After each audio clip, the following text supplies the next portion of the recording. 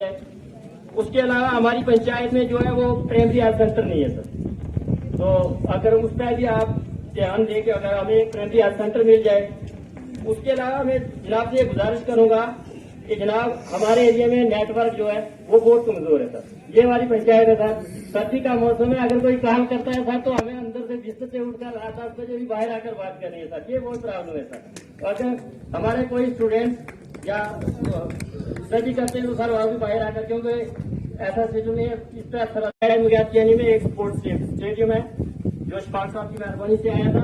तो सर उसको स्टेडियम का काम जो है चल रहा है, वरना हमारी इसमें ये डिमांड है कि वो स्पोर्ट्स जो स्टेडियम है वो 49 लाख का है।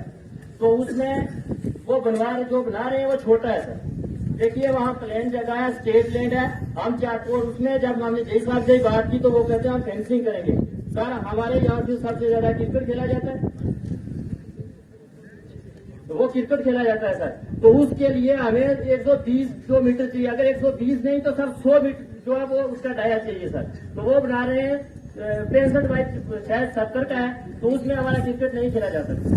तो उसका जो फेंसिंग का पैसा वो भी डाया में लगाकर उसका डाया जो है वो होना चाहिए। उसके अलावा सर जो हमारी पंचायत है मुगैत केनी, तो हमें पोस्ट ऑफिस जो हमारा छिजला में है सर।